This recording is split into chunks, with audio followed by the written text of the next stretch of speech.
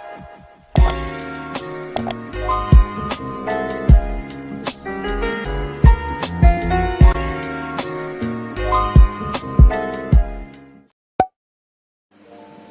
teman-teman, selamat pagi semuanya. Apa kabarnya? Masih baik dan masih semangat untuk kerja di rumah, belajar di rumah.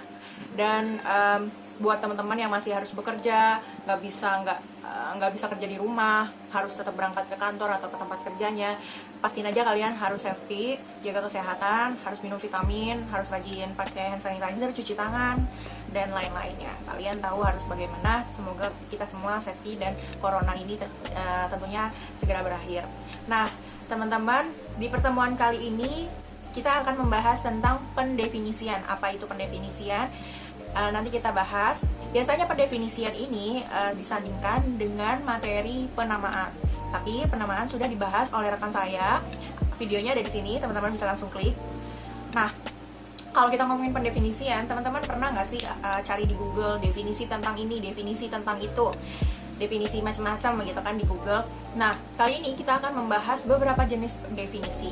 Fungsinya untuk apa sih? Definisi itu pengertiannya apa sih? Definisi dari definisi, ya enggak? Jadi, pendefinisian ini sendiri adalah usaha untuk memberikan makna dari kata benda, konsep, peristiwa, proses dengan kata-kata secara sengaja supaya kita memiliki pemahaman dari si proses atau peristiwa tadi dengan adanya definisi. Begitu teman-teman. Nah, ada berapa jenis definisi? Definisi yang akan kita bahas di sini ada 5. Yang pertama adalah definisi sinonim. Apa sih definisi sinonim? Teman-teman seperti pada namanya, definisi sinonim. Sinonim adalah persamaan kata. Jadi, definisi sinonim adalah pemberian makna dengan persamaan katanya itu sendiri. Misalnya, kata bohong sama maknanya dengan kata dusta. Kata buram maknanya sama dengan kelam. Kata gambaran maknanya sama dengan kata potret. Kata kisah sama dengan kata cerita, dan lain-lainnya. Teman-teman, kalau misalkan teman-teman tahu contoh-contoh lainnya, boleh komen di bawah ya. Itu tadi adalah definisi sinonim. Yang kedua, kita akan membahas tentang definisi etimologi. Apa itu definisi etimologi? Tentunya kalau kita ngomongin etimologi, artinya memberikan makna dari asal muasalnya, dari awal hingga akhir kata tersebut. Contohnya adalah definisi biografi.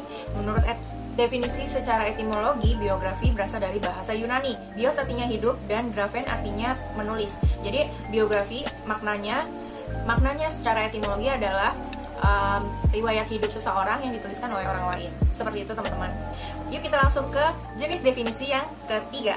Nah, definisi yang ketiga adalah definisi formal. Sebenarnya definisi formal ini adalah sangat-sangat mudah untuk kita pahami. Yang pertama, definisi formal ini memberikan keterangan atau memberikan sebuah makna dari kata dengan memberikan ciri-ciri umum, kemudian diikuti dengan ciri-ciri khususnya. Kalau misalkan teman-teman, contohnya nih ya, teman-teman inget dengar kata bus. Nah, apa sih yang ciri-ciri umum yang tergambar di pikiran teman-teman? Yaitu, ya betul, jadi bus itu adalah angkutan umum. Sedangkan ciri-ciri khususnya yaitu kendaraan yang bisa mengangkut penumpang dalam jumlah banyak. Nah, berarti kalau misalnya digabungkan, definisi formalnya secara formal, bus ini adalah angkutan umum yang bisa mengangkut penumpang dalam jumlah banyak. Nah, contoh yang kedua nih, kalau teman-teman masih belum nyambung, contoh yang kedua misalnya adalah pensil. Kalau teman-teman dengar kata-kata pensil, pasti yang teringat ciri-ciri umumnya adalah alat tulis, pastinya. Nah, ciri-ciri khususnya adalah biasanya pensil terbuat dari kayu dan arang.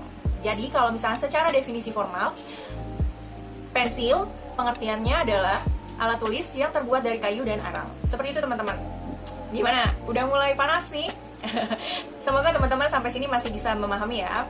Kita lanjut ke definisi yang keempat. Jenis definisi yang keempat adalah definisi logis, di mana definisi logis ini berdasarkan dari ilmiah, dari penelitian, dari pengetahuan, biasanya seperti itu. Misalnya nih contohnya, saya baca ini ya.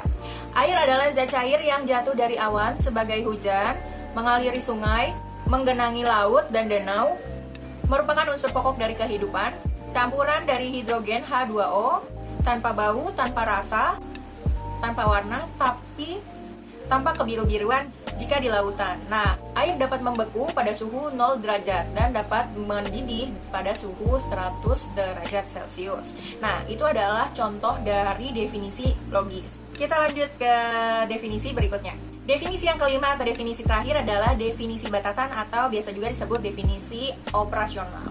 Pemberian makna atau pengertian dari sebuah kata untuk membatasi pengertian itu sendiri. Supaya apa? Nah, biasanya definisi pembatasan ini digunakan ketika kita melakukan penelitian, ketika kita menulis proposal, makalah, skripsi, dan sebagainya.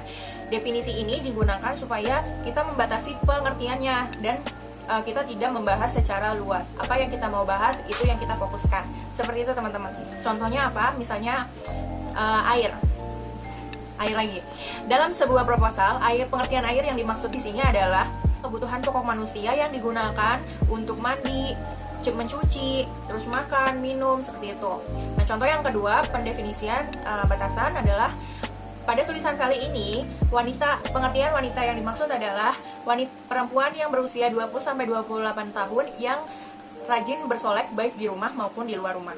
Nah, itu menjadi batasannya. Apa yang mau kamu bahas sesuai dengan judul pokok bahasan kamu, sehingga ada batasan-batasan untuk memberikan definisi. Nah, gimana teman-teman? Bingung atau enggak? Semoga teman-teman bisa mendapatkan pelajaran dari sini, dan sekian dulu pertemuan dari kita. Oh ya, tugas buat kalian nih. Ayo coba kalian cari contoh-contoh dari 5 jenis definisi ini. Kalian tulis di kolom komentar. Kalau kalian suka video kayak gini, jangan lupa untuk klik tombol like dan share ke teman-teman kalian. Siapa tahu mereka juga butuh materi ini. So, terima kasih teman-teman. Sampai jumpa lagi di pertemuan selanjutnya. Assalamualaikum warahmatullahi wabarakatuh.